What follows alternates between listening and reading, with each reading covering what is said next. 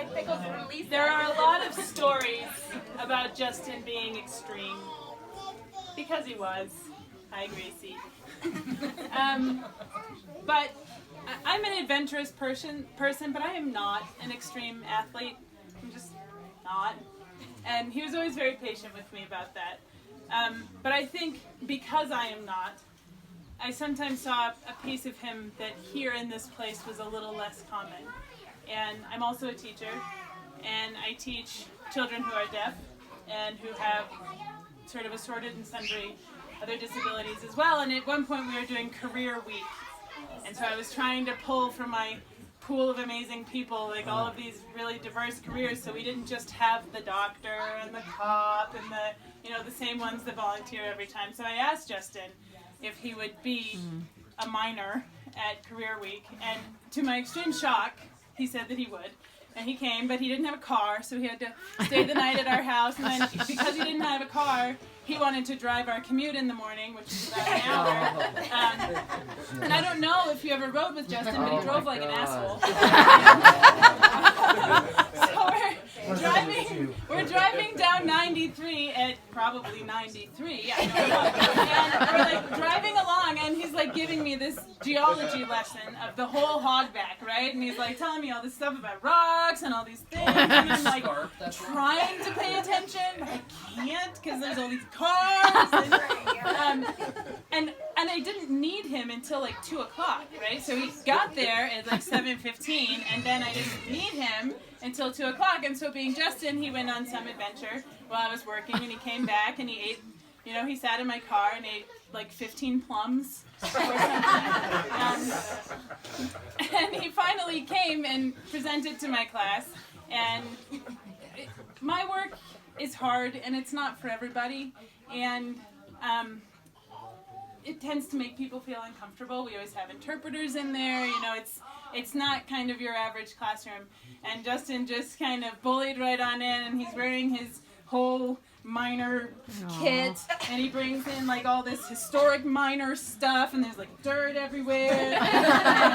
And, I usually interpret for my family when they come to visit my class, but for some reason on this occasion we had another interpreter, and so the person that got paired with Justin to interpret was this he's like this very tall, very elegant guy, and his like ox blood shoes, and his like crisp slacks, and he's interpreting for Justin, and you can see this interpreter like fighting with himself between like, okay, I'm a professional, and I'm supposed to do what he does, because that's what interpreters do, but if I get any closer, I'm going to get dirt on my pants, and Justin just handled the whole thing, he talked about mining, and had this great thing happening, and the interpreter's like, okay, this is fine, and then at the end of it, Justin, in his great friendliness, like, puts his hand out to shake the interpreter's hand, and the guy's like, but Justin was the kind of person who wouldn't be hurt by something like that. There are people in the world who that would be a kick to your self-esteem, and that would really, like, oh, that guy didn't want to shake my hand. Like, Justin would put his hand out and shake because he knew it was uncomfortable. Right, exactly. And Justin had seen this whole, like, awkward interaction happening, and he tried to shake the guy's hand, and the guy was like, nice to meet you. But I just sat in the back of the classroom and giggled because no one else in that room knew how hilarious this moment was, like, with all the mining dirt and the stuff, and Justin just ate 15 plums in my car, and we had this commute, and then there's this interpreter, and he's just, smiling at the end, and it felt like a hellion the whole way home.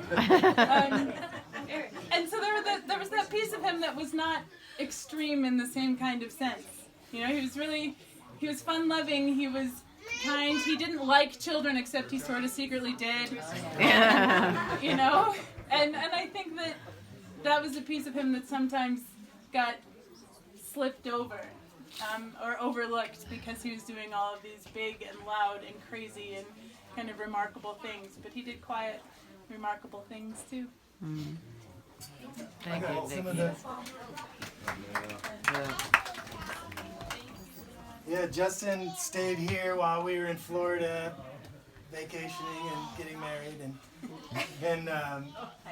he stayed around for a couple months afterwards. So that was nice to get to spend time with him after not spending time with him for 10 years or so since he came down here. Yeah, sporadically. So yeah, we were looking at something on the internet, and we listened to Larry Keel and stuff here, and then Nicole would leave to go to work, and we'd put Slayer on. So that would be most of the day, and then we'd turn it back to bluegrass when we thought she was going to come home. But we saw this Larry Keel shirt for like $10, and we're like, man, that's really good, we should get that. And we're like, we'll get it sometime.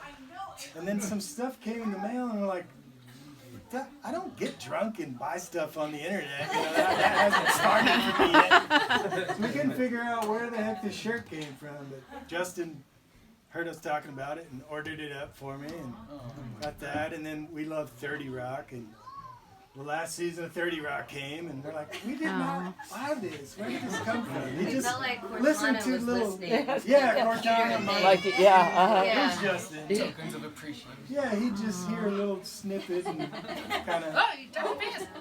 do that. So he taught me how to chainsaw. We cut on that tree over there and that tree, and Nice. so we'll have some of that firewood out there. And for Valentine's Day, we were cutting a tree, and it kind of looked like a heart and all Yeah, that. So I told us made that.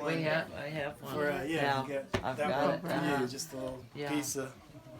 Justin cut know. that, so. I know.